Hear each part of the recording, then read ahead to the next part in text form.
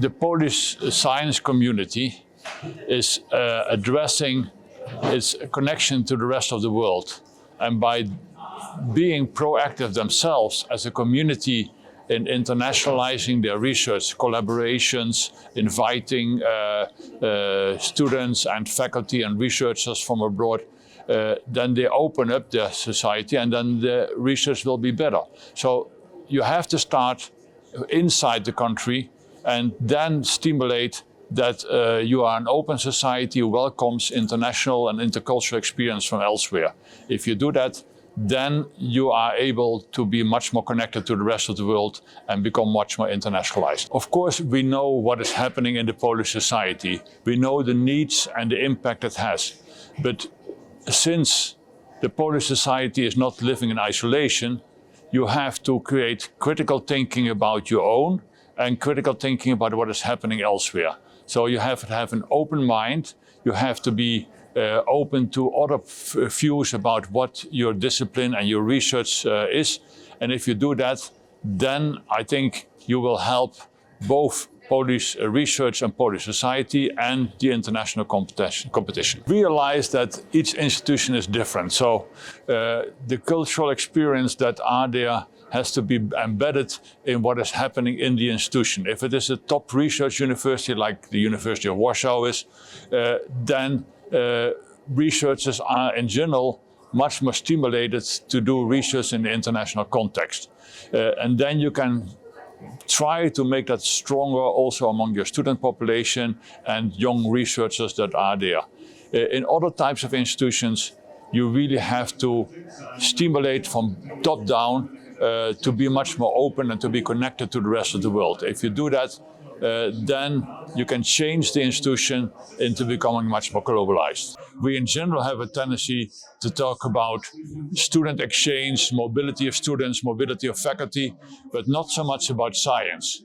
We expect diversity is a very broad concept, so we have to have diversity between in gender. We have, which still is a big problem, because women are not getting easy access to the top positions in the universities as researchers and as teachers and even in administration, because there is this male dominance in getting their networks together and fighting. So we have a main problem still with how to increase the participation of women in top positions. Diversity is a very important issue that we have to address in gender, in ethnicity, but also in people with handicaps, etc. We are making progress, but it still has to be much faster to really change our culture from being dominant by a white community.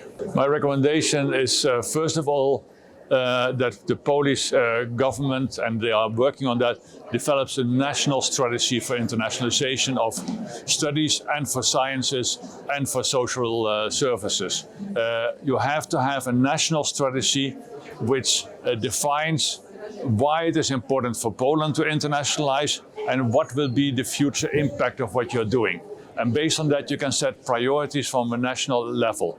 At the same time, you have to synchronize that with institutional strategies, because institutions are diverse and they need also to have a place in that national context that identifies their mission and their specific circumstances. So finding an alignment between a national strategy for internationalization and institutional ones is very essential to create a comprehensive approach to how Polish higher education and science can become much more international. I've been working both in the United States and the Netherlands and internationally, and contexts are quite different. So internationalization of science in the United States is very much identified with the top world-class Ivy League institutions like Harvard, Yale, Princeton, etc., where researchers are from all over the world coming as being the best researchers. And so by that they have a very international science community, and also funding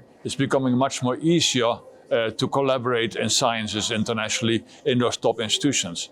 But in other institutions in the United States, they struggle as much as in Europe and, for instance, in Poland, because they don't have the possibilities and the opportunities that those top universities have. So that is quite important to understand. We always look at the United States as being the top higher education community and the top science community in the world. But that's only a very upper layer. In the rest of the country, the situation is quite similar to the European context.